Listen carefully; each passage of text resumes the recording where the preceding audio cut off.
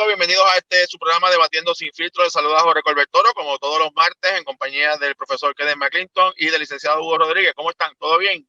Todo bien. Muy bien. Un placer estar aquí nuevamente. Estamos muy bien. Esta semana, o por lo menos en estos últimos días, han ocurrido varias cosas. Quiero comenzar con el anuncio a nivel del Congreso de la Comisión de Medios Arbitrios. Por lo menos está en comisión, que nos va a dar un informe de qué es lo que ha ocurrido en relación a un importante anuncio de legislación de beneficio para Puerto Rico, y que era uno de los compromisos que había hecho el presidente Biden con Puerto Rico, de extender una serie de beneficios, y que esto obviamente todavía está en una etapa a nivel de comisión, pero se espera que estén los votos para que se pueda aprobar, y representa un cambio significativo. ¿De qué se trata este anuncio que se ha hecho en la noche de ayer? Pues mira, tiene que ver con dos issues. La extensión completa del Child Tax Credit, del crédito por hijos dependientes, que en Puerto Rico solamente aplica del tercer hijo en adelante. El primer hijo y el segundo no cuentan ni para PUR ni para banca. Y había un proyecto de Jennifer el cuatrienio pasado que se incluyó en varios de los packages, pero que se colgó en el Senado para que el Child Tax Credit aplicara a todos tus hijos desde el primero. Y eso pues tendría un efecto de cientos de millones de dólares en los bolsillos de contribuyentes puertorriqueños. El segundo issue es el Earned Income Tax Credit, que no aplica a Puerto Rico a nivel federal. José Aponte, Aníbal Acevedo Vilá y yo creamos un pequeño Child Tax Credit, Earned Income Tax Credit local en el 2005, que sobrevivió hasta el 2013. Y entonces cuando Alejandro García Padilla se puso a cuadrar el presupuesto, una de las cosas que cortó fue el Earned Income Tax Credit de Puerto Rico, que era de un par de cientos de dólares. Pero a nivel federal es un crédito de hasta $6,200 que reciben contribuyentes pobres.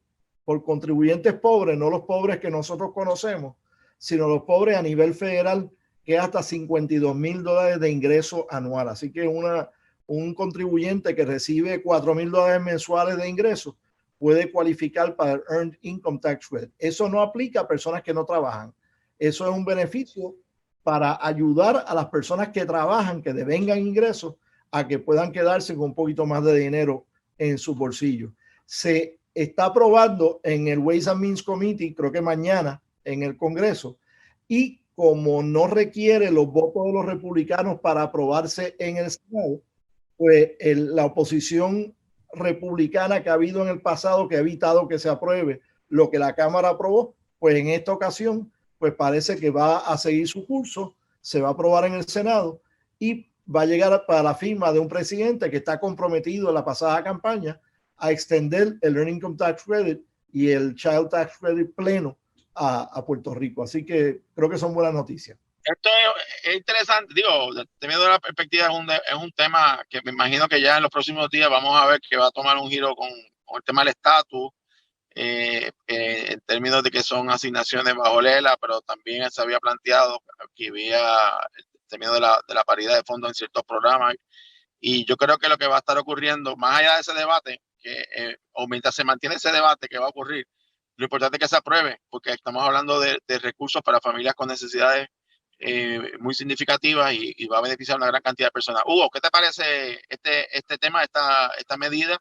Y si en algo va a encaminar, evidentemente, el presidente Biden, el compromiso con Puerto Rico de tantos temas, pero este era uno de ellos, y sin duda alguna da la impresión que ahí está en sintonía el Senado, la Cámara Demócrata con la Casa Blanca. Bueno, yo creo que ese tema en particular y cómo se legislan los asuntos contributivos es algo de lo que suele diferenciar más o menos filosóficamente en algunos aspectos al Partido Republicano y al Partido Demócrata. Me parece que estas son unas legislaciones que no son para el porciento más alto de la población, ¿verdad? Esas cosas bien rebuscadas que hay en los códigos de rentas internas para los multimillonarios, sino que son disposiciones que le aplican a la mayoría de la gente común y corriente. Así que yo creo que eso es, en términos de visión, es positivo. Todo lo que sean créditos que la gente puede beneficiarse, yo lo veo como algo positivo, y me parece que, como dije al principio, se trata de cuáles son las visiones un poco distantes entre los republicanos y los demócratas. En relación a cómo eso impacta a Puerto Rico, pues habrá que ver primero su aplicación a Puerto Rico, y número dos, como dijo Kenneth, no aplica a la gente que no trabaje, no aplica a una serie de personas, así que habrá que ver cuál sea el efecto en números finalmente sobre ese tema. Bueno, hay una situación, una controversia, lo más interesante, y es que sale en estos días una información con relación primero a los temas prioritarios legislativos de las medidas que se han estado presentando en términos económicos, en términos también de lo que tiene que ver, que es lo que se está esperando más bien del Ejecutivo, que es el plan de reapertura de escuelas. Pero también hay una situación que se está dando a nivel de la legislatura y el Ejecutivo también, que es lo relativo a los procesos de confirmación de los nominados a los puestos de gabinete, donde el señor gobernador ha enviado 13 nombramientos, la última información que hay, y salió a relucir que no se han confirmado ninguno de los 13, que tampoco no han ocurrido vistas públicas, y que un poco pues daba la impresión de que había algún tipo de impasse o algo, pero sale a reducir el presidente del Senado, José Luis Dalmau, informando que el impedimento para considerar los nombramientos es que al día de hoy ninguno de los 13 nominados ha entregado la totalidad de los documentos requeridos, y que en ese sentido pues tiene que haber también la investigación de campo, creo que un estudio psicológico y evaluación de estado financiero. Y aparentemente inclusive hay nominados que no han entregado ni siquiera un solo papel desde que fueron nominados a principios de enero, y que obviamente pues, el presidente de Estado lo que ha dicho es tan pronto entreguen todos los documentos, pues por supuesto que los vamos a considerar, y él de hecho ha señalado que va a comenzar con el secretario de Estado y el secretario de Justicia, pero que si no entregan los documentos pues no hay manera de poder, ¿verdad?, evaluar sus candidatos. Así que me parece que hay algún tipo de necesidad de que en Fortaleza pues llamen a esos secretarios y se pongan a entregar los documentos, que yo creo que es ¿verdad?, es un deber de los miembros del Senado, y Kenneth, que fue presidente del Senado, pasar juicio. Hay algunos inclusive que van a la Cámara también, como el secretario de Estado, y que los señores y señoras legisladores pues tienen que tener la información de los nominados de manera completa. Así que en ese sentido, pues me parece que tienen que ponerse las pilas para que estos nominados pues puedan ser confirmados, y aunque están en funciones, ¿verdad?, porque hasta el 30 de junio están ejerciendo sin ninguna limitación, la realidad es que para que se puedan confirmar, pues tienen que entregar los documentos y los formularios como Dios manda. Kenneth. Mira, yo creo que Noelia García, la secretaria de la Gobernación, va a tener que sacar mollero por primera vez y decirle a estos secretarios, miren, ustedes fueron notificados posiblemente en diciembre que iban a ser nominados. Usted fue juramentado el 2 de enero en nombramiento de receso, como tú muy bien has señalado. Ha pasado más de 5 semanas. ¿Cuál es el problema? O sea, ustedes debieran haber tenido esos papeles listos para que cuando el Senado comenzara el pasado 9 de enero, o cuando fue que el 11 de enero, creo, 11 de enero, ya ustedes estuvieran entregando sus papeles. O sea, en el caso mío, yo fui nominado a finales de noviembre. En el mes de diciembre conseguí todo. Y el primer día de la sesión del Senado, que creo que también fue 11 de enero, yo entregué mis papeles. Entre martes y miércoles hicieron las cuestiones psicológicas. Y parece que logré demostrarle que no era tan loco como mis amigos creen que yo soy. Y el jueves por la mañana me hicieron una vista conjunta de Cámara y Senado. Obviamente había unas cortesías porque era un ex senador y un expresidente del Senado, pero hicieron la vista pública esa mañana, y por la tarde fui confirmado por el Senado y por la Cámara de Representantes. Y el viernes ya el gobernador estaba expidiendo mis credenciales. O sea, no hay ninguna razón en el mundo para ese atraso por parte de los nominados. Hugo. Pues yo no recuerdo un comienzo de cuatrienio que hubiese estado tan lento el proceso de confirmación de los nominados a las distintas secretarías y agencias del gobierno. Yo no estoy, escuché lo que dijo el presidente del Senado, de que hace un par de semanas dijo, no han ni siquiera venido a recoger los formularios, etcétera. Y lo vi más recientemente diciendo, no se han completado el recibo de parte del Senado de esos documentos. Yo pienso que, basado en la experiencia que tenemos la gente en la empresa privada, si algunos de esos documentos dependen de agencias del gobierno, yo no creo que estén fluyendo con la rapidez como fluían antes, y no quiero usar quizás la palabra rapidez, pero cualquier persona que tenga que buscar un documento en el registro demográfico, en Asum, en distintas agencias del gobierno, y te lo digo por experiencia de distintos compañeros, están pasándolas bastante difíciles y los procesos están lentos. Así que quizás esa llamada que dice Kenneth de llamar a los secretarios para que se pongan las pilas, quizás también la deben hacer para que se pongan las pilas aquellas agencias que tienen que cooperar en el suministro de esos documentos. Realmente no sé dónde es que está el tranque, pero lo que sí te puedo decir es que la función constitucional de consejo y consentimiento del Senado está siendo limitada en la medida en que los que son concernidos a proveer los papeles, bien sea por desidia de ellos o bien sea porque las agencias no le dan los documentos a tiempo, no sometan lo que necesitan someter para que ese proceso se pueda dar, y que obviamente no es opcional, es un mandato constitucional que para permanecer en esas sillas, el balance que existe entre las ramas de gobierno exige que ese ejercicio se dé, y ese ejercicio hay que respetarlo. Sin duda alguna.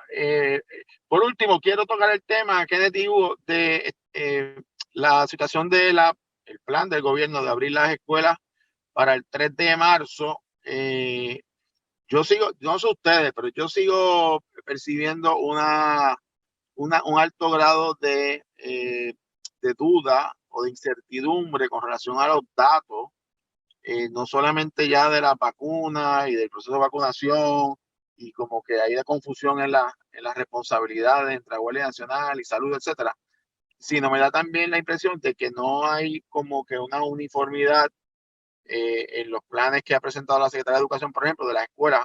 Han dado cifras distintas de número de escuelas, y yo creo que me da la impresión que, y se acerca la fecha, ¿verdad? Estamos básicamente ya a mediados de febrero, que yo dudo mucho que por lo menos la proyección inicial que se quiso dar de la cantidad de escuelas que se iban a abrir para el 3 de marzo van a estar listas, y mucho menos los profesores que van a recibir las vacunas, que hayan recibido no solamente la segunda vacuna, sino que hayan pasado los 7 días que requiere para estar inmune. Así que anticipo, como habíamos dicho hace par de semanas atrás, yo había escrito una columna acá en El Vocero, que es altamente probable que esa fecha tengan que moverla o realmente abrir una cantidad de escuelas ínfima, porque la representación que se le hizo al país de que iba a venir una apertura gradual a partir del 3 de marzo me parece que está bastante distante de lo que es la realidad. Kenneth.